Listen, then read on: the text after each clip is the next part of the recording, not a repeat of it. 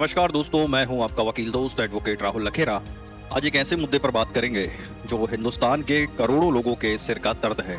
वो दर्द जब आप अपने सपनों का घर खरीदने के लिए अपने खून पसीने की कमाई लगाते हैं, लोन लेते हैं और बिल्डर कहता है तारीख पे तारीख, तारीख पे तारीख। जी हाँ, आज बात होगी होम बायर्स के उस हक की जब फ्लैट मिलने में देरी हो जाए तो उन्हें क्या मुआवजा मिलना चाहिए। सुप्रीम कोर्ट ने हाल ही में एक ऐसा फैसला सुनाया है, greater Mohali area development authority, जिसे हम आगे GMADA कहेंगे, versus Anupam Garg and others का, जिसने बिल्डरों के कान खड़े कर दिए हैं और होम बायर्स को थोड़ी राहत की सांस दी है। तो चलिए बिना किसी देरी के आज के ज्ञान का पिटारा खोलते हैं। मेरे दोस्तों, आज हम जानेंगे कि जब बिल्डर साहब अपने वादे से मुकर जाएं और फ्लैट की डिलीवरी देने में देरी कर दें तो सुप्रीम कोर्ट ने होम बायर्स के हक में कौन कौन से सिद्धांत तय किए हैं, और ये सिद्धांत आपके लिए ब्रह्मास्त्र की तरह है। अगर आप भी किसी बिल्डर की तारीख पे तारीख वाली कहानी से परेशान हैं, साथ ही कुछ आपके मन में उठने वाले सवालों का जवाब भी देंगे, जैसे कि ब्याज दर क्या होगी, मुआवजे के लिए अप्लाई कैसे करें, और क्या हाल ही में कोई ऐसा मामला आया है जिसने इस जजमेंट पर असर डाला हो। सुप्रीम कोर्ट का GMADA versus Anupam Garg and others judgement एक झटका बिल्डरों को और राहत होम बायर्स को है। इस केस में सुप्रीम कोर्ट ने साफ साफ कह दिया कि अगर बिल्डर फ्लैट देने में देरी करता है या नहीं दे पाता तो उसे खरीदार को मूल राशि मतलब प्रिंसिपल अमाउंट ब्याज के साथ विद इंटरेस्ट वापस करना होगा। लेकिन एक बात सुप्रीम कोर्ट ने बिल्डरों को थोड़ी राहत भी दी है। अगर होम बायर्स ने फ्लैट खरीदने के लिए पर्सनल लोन लिया है तो बिल्डर उस लोन पर लगने वाले ब्याज के लिए जिम्मेदार नहीं होगा। अब भाई साहब, आप घर खरीदने के लिए पर्सनल लोन लें या पड़ोस की दुकान से उधार लें, बिल्डर को इससे क्या मतलब, उसका काम है फ्लैट देना। अगर वो नहीं दे पाया तो आपका पैसा ब्याज समेत लौटाएगा, बस। सुप्रीम कोर्ट ने अपने पुराने और बड़े फैसले जैसे Bangalore Development Authority versus Syndicate Bank और Lucknow Development Authority versus MK Gupta वगैरह को फिर से देखा और होम बायर्स के अधिकारों को लेकर कुछ पक्के सिद्धांत बनाए। ये सिद्धांत उपभोक्ता संरक्षण अधिनियम 1986 मतलब कंज्यूमर प्रोटेक्शन एक्ट 1986 के तहत आपको क्या राहत दिला सकते हैं, ये बताते हैं। तो होम बायर्स के हक में सुप्रीम कोर्ट ने 10 सिद्धांत दिए हैं और ये वो 10 पॉइंट हैं जो आपको याद रखने चाहिए। जैसे स्कूल में पहाड़े याद करते थे, वैसे इन 10 प्रिंसिपल्स को रट लीजिए। पहला, पैसा वापसी, वो भी ब्याज के साथ, रिफंड विद इंटरेस्ट। अगर बिल्डर ने पूरा पैसा ले लिया और तय समय पर फ्लैट नहीं दिया तो खरीदार को उसका पूरा पैसा भुगतान की तारीख से लेकर वापसी की तारीख तक वाजिब ब्याज के साथ वापस मिलेगा। इसके अलावा मामले के तथ्यों के आधार पर अतिरिक्त मुआवजा भी मिल सकता है, मतलब पैसा भी वापस और ऊपर से ब्याज भी।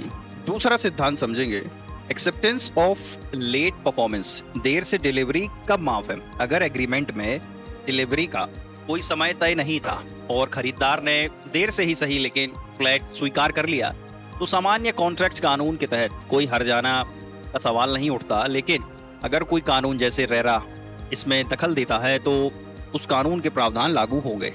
तीसरा सिद्धांत समझेंगे, अल्टरनेटिव साइट और जस्टिफिएबल डिले, वैकल्पिक साइट या जायज देरी। अगर बिल्डर पहले आवंटित प्लाट या फ्लैट नहीं दे पाया और उसके बदले में उसी कीमत पर,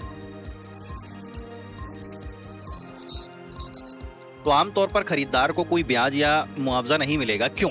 क्योंकि इस बीच प्रॉपर्टी की कीमत बढ़ गई होगी और खरीदार को इस बढ़ी हुई कीमत का फायदा मिल गया। अगला सिद्धांत समझेंगे, मानसिक पीड़ा और दुख का मुआवजा, मेंटल अगोनी एंड सफरिंग। अगर बिल्डर, अगर वो एक सरकारी प्राधिकरण है, लापरवाही, मनमानी या जानबूझकर गलत तरीके से काम करता है तो मानसिक पीड़ा और दुख के लिए मुआवजा दिया जा सकता है। यानी बिल्डर की मनमानी से आपकी जो मानसिक शांति भंग हुई उसका भी पैसा मिलेगा। ये चैन से जीने का भी तो हक है। बढ़े हुए दाम पर वैकल्पिक आवंटन मतलब alternative allotment at higher price. अगर कोई वैकल्पिक प्लॉट या फ्लैट मूल कीमत पर नहीं बल्कि मौजूदा बाजार दर पर दिया जाता है तो खरीदार को पहले जमा की गई राशि पर वाजिब ब्याज मिलेगा। इसके अलावा अगर पहली बार आवंटित फ्लैट ना देने का कोई जायज कारण नहीं था तो अतिरिक्त मुआवजा भी मिल सकता है। कीमत में बदलाव और ज्यादा शुल्क, price revision and excess charges. अगर प्लाट या फ्लैट एक अनुमानित कीमत पर आवंटित किया गया था तो बिल्डर कीमत बढ़ा सकता है, लेकिन अगर आवंटन एक निश्चित कीमत पर था और बिल्डर ने बिना किसी वजह के ज्यादा पैसे मांगे तो खरीदार को वह अतिरिक्त पैसा तय ब्याज के साथ वापस मिलेगा।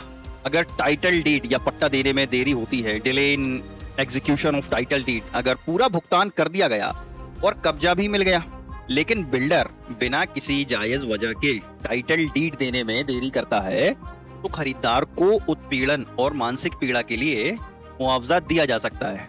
अगर खराब निर्माण, डिफेक्टिव कंस्ट्रक्शन हो, तो अगर फ्लैट या घर अधूरा है या तय स्पेसिफिकेशंस मतलब नक्शे या प्लान के अनुसार नहीं बनाया तो खरीदार को बिल्डिंग को पूरा करने या उसमें सुधार करने की लागत के बराबर मुआवजा मिलेगा। अब जानते हैं कि मुआवजे की मात्रा, क्वांटम ऑफ कॉम्पनसेशन। मुआवजे की मात्रा हर मामले के तथ्यों, उत्पीड़न की प्रकृति, उत्पीड़न की अवधि और बिल्डर के मनमाने या लापरवाही भरे कार्य पर निर्भर करेगी। तो मतलब क्या हुआ, जितना दर्द उतना मरहम, सिंपल सी बात। अब अदालत क्या क्या देखेगी, तो फैक्टर्स कोर्ट्स शुड कंसीडर।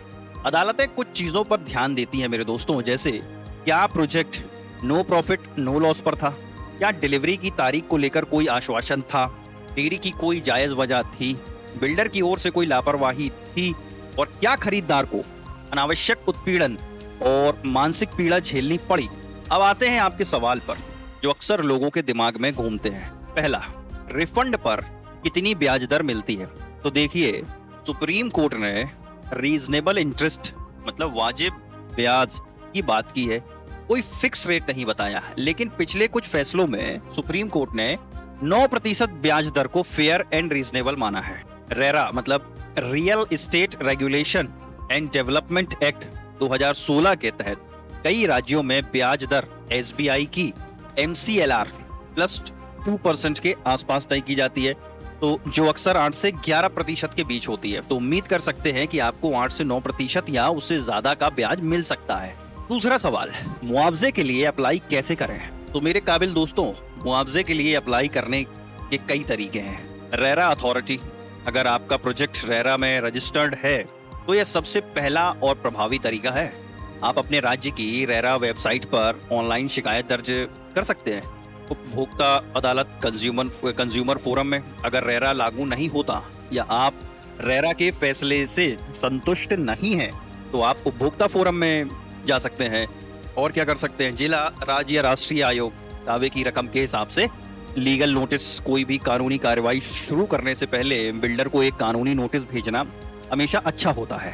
अपने सभी दस्तावेजों को संभाल कर रखें मेरे दोस्तों, जैसे बिल्डर खरीदार समझौता, भुगतान की रसीदें और देरी का कोई भी सबूत। तीसरा सवाल, क्या हाल ही में कोई और ऐसा मामला आया है जिसने इस जजमेंट पर असर डाला हो। तो जी हाँ, सुप्रीम कोर्ट और अन्य अदालतों द्वारा लगातार ऐसे फैसले आते रहे हैं जो होम बायर्स के अधिकारों को मजबूत कर रहे हैं। हाल ही में जनवरी 2025 में Nagpur housing and area development board के खिलाफ एक और मामले में सुप्रीम कोर्ट ने उपभोक्ता के पक्ष में फैसला सुनाया। इसमें भी माना गया कि बिल्डर को खरीदार के पर्सनल लोन के ब्याज का भुगतान नहीं करना होगा, जैसे कि GMADA versus Anupam Garg and others में हुआ।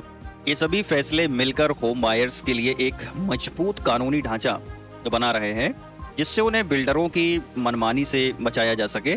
तो दोस्तों, देखा आपने, ये सुप्रीम कोर्ट के वो ब्रह्मास्त्र हैं जो हर उस होम बायर्स के काम आएंगे जो बिल्डर के झूठे वादों और तारीख पे तारीख के जाल में फंसा है। ये सिर्फ कागजी सिद्धांत नहीं, ये आपके हक की आवाज है। सुप्रीम कोर्ट ने साफ कर दिया कि बिल्डर की जवाबदेही तय है और उसे अपनी जिम्मेदारियां ईमानदारी से निभानी होंगी। तो मेरे दोस्तों, याद रखिए, घर खरीदना एक सपना होता है और इस सपने को पूरा करने में अगर कोई बिल्डर रोड़ा बने तो कानून आपके साथ है। अपने अधिकारों को जानिए, क्योंकि ज्ञान ही शक्ति है।